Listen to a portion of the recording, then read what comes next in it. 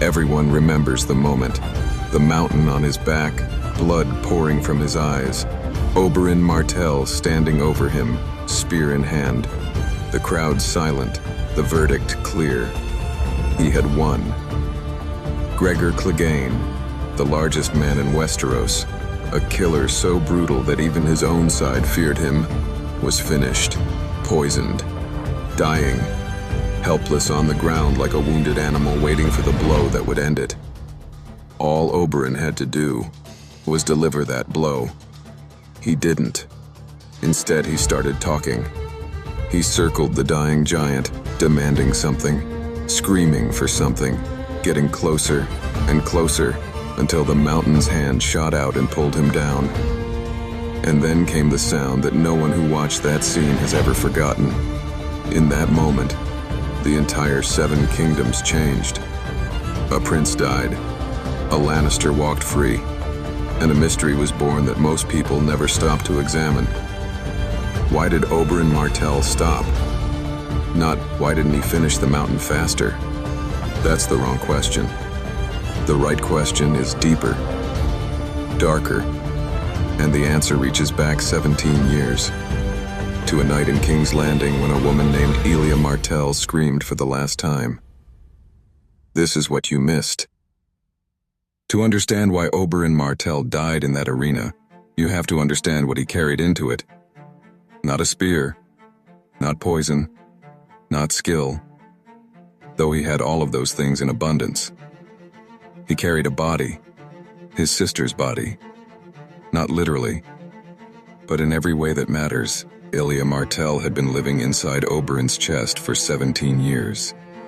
Her death was not just a grief he carried.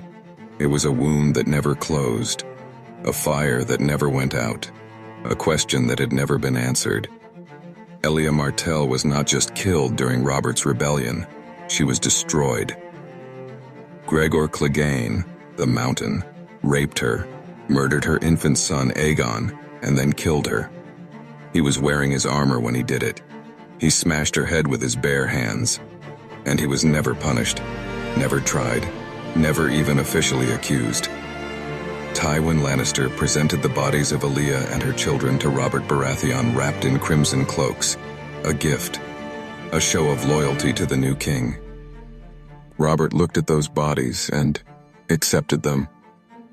The world moved on, the war ended, the Lannisters rose, and Gregor Clegane continued to serve House Lannister as if nothing had happened, as if Elia Martell had never existed. Oberyn did not move on. He could not move on.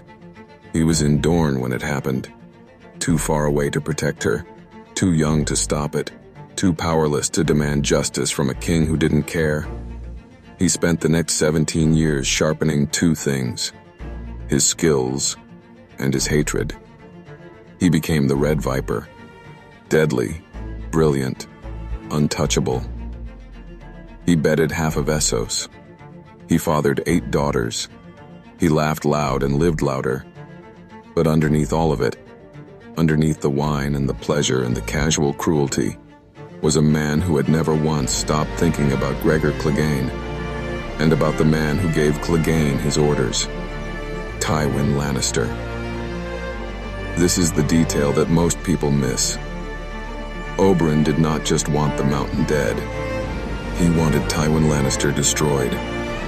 He wanted the most powerful man in Westeros to be exposed, publicly, irrevocably, as the man who ordered the rape and murder of a princess and her children. He didn't want justice. Justice was too quiet, too private, too easy to bury. He wanted confession. He wanted the truth spoken out loud, in front of witnesses, so loudly that it could never be taken back. And that obsession, that desperate, 17-year hunger for a spoken truth, is what killed him.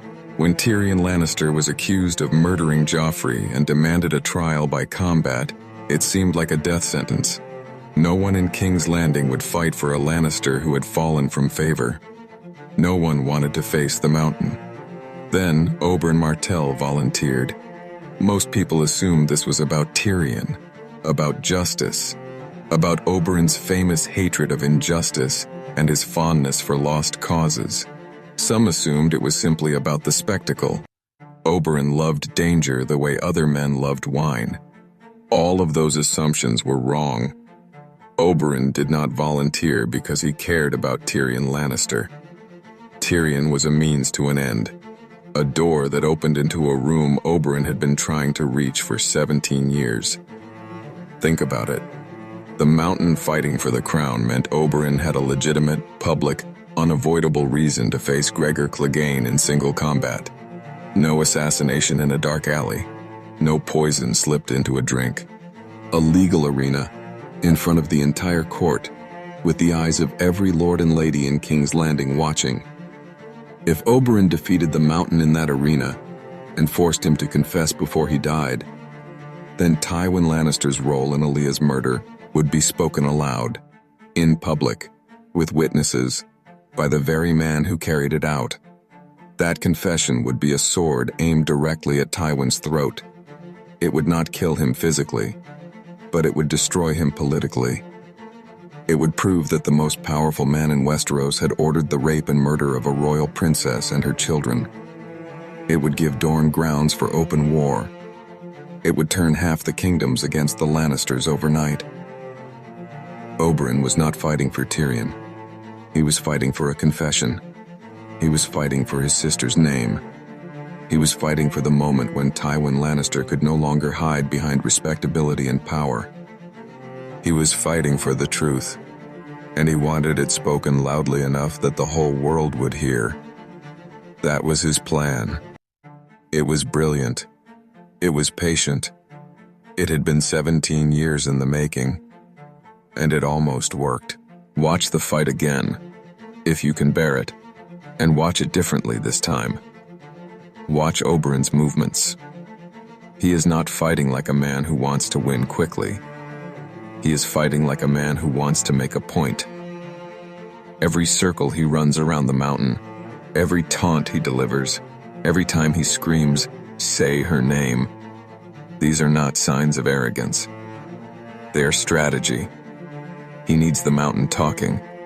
He needs the mountain angry and desperate and willing to say anything. A dead mountain tells no tales.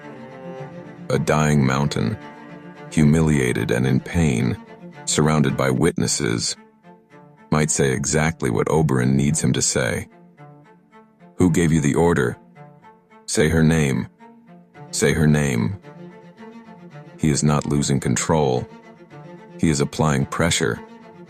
He is squeezing the confession out of a dying man the way you squeeze water from a stone.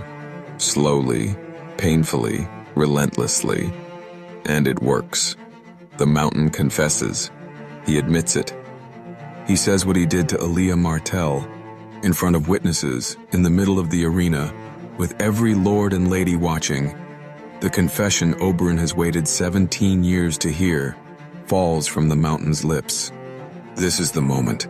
This is the moment Oberyn can end it. One thrust of the spear, into the skull. It's over. Tyrion goes free. The mountain dies. The confession has been made. But Oberyn does not deliver the killing blow, because the mountain said the wrong name. He confessed to killing Elia. He confessed to what he did to her children, but he did not say Tywin's name. He did not name the man who gave the order. And for Oberyn Martell, that was not enough. He needed Tywin. He needed Tywin's name spoken in that arena. He needed the full truth, not just the sword, but the hand that swung it. So he took one more step. He got closer. He pushed harder. He demanded more. Who gave you the order? Who gave you the order? And the mountain grabbed him. In the space between the confession he got and the confession he needed, Oberyn Martell lost everything. Here's the truth that makes the Oberyn Martell story almost unbearable to think about. He had already won, not just the fight, everything. The confession was made. Witnesses heard it. It could not be unspoken. If Oberyn had simply killed the mountain at that moment, one clean blow and walked away, the confession would still exist. The damage to Tywin Lannister would still be real. Tyrion would go free. Oberyn would return to Dorne a hero. His sister's death would not be forgotten. It would be on the record, spoken aloud, in the capital city, witnessed by hundreds. That was enough. That was more than enough. But it wasn't enough for Oberyn, because Oberyn was not fighting for justice. He was fighting for completeness, for the full truth, for every single name, spoken in the right order, with no ambiguity and no escape. Anything less felt like failure. And that hunger, that refusal to accept a partial victory when a complete victory felt so close, is what the Mountain used to destroy him. Gregor Clegane was dying. He was poisoned, blinded, barely able to move. He had one weapon left, his size. And Oberyn, in his desperate need for one more confession, walked close enough for that weapon to matter. 17 years of patience, 17 years of waiting, 17 years of sharpening skills and hiding pain behind pleasure, and carrying his sister's death like a stone in his chest. And at the very last moment, the weight of all those years pulled him one step too close.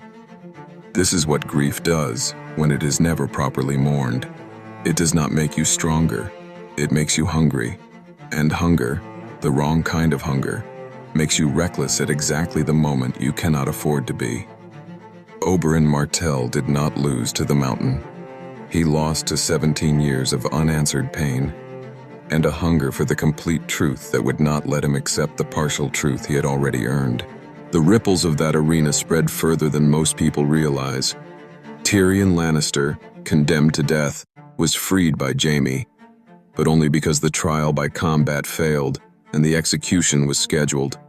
That night, Tyrion found his father in the Tower of the Hand and killed him.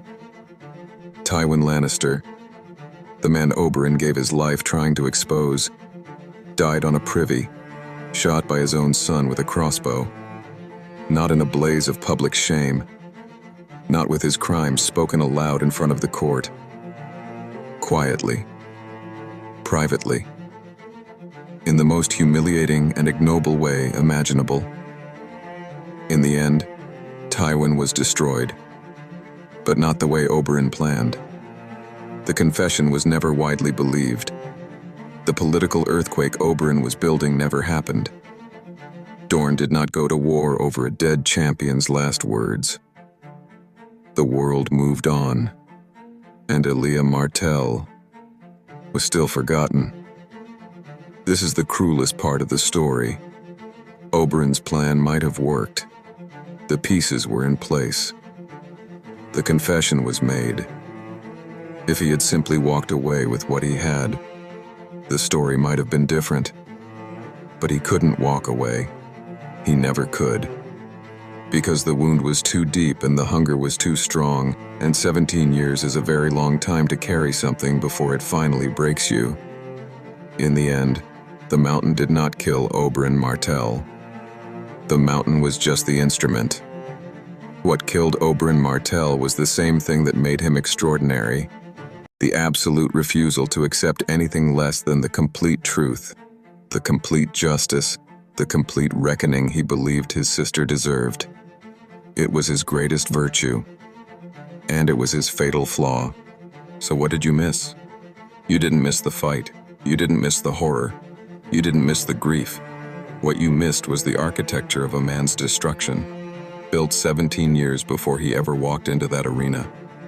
You missed that Oberyn Martell was never really fighting the Mountain. He was fighting time. He was fighting the silence that had surrounded his sister's death for 2 decades. He was fighting the impunity of powerful men who do monstrous things and walk away untouched. You missed that his greatest strength, the absolute moral clarity that refused to accept partial justice, was also the crack in his armor that the Mountain slipped through. You missed that he won. He actually won. The confession was made, and he threw it away. Not out of arrogance, not out of stupidity, but out of love. A love so fierce and so damaged and so long denied that it could not stop reaching for more. Oberyn Martell walked into that arena carrying 17 years of grief. And for one extraordinary moment, he almost turned all of it into something that mattered. Almost. The mountain took his eyes, but grief took everything else, long before the mountain ever touched him. Say her name, Elia Martell. She deserved better. So did he. This is what you missed. If this story hit differently the second time, if you saw something in Oberyn's fight that you didn't see before, subscribe and tell us in the comments. Whose story in Game of Thrones do you think history got wrong? It was his greatest virtue, and it was his fatal flaw. If Oberyn's story hit differently this time, if you saw something you hadn't seen before, leave a comment below. Tell us whose story deserves to be told. Like and subscribe so we can keep telling them. Until then, till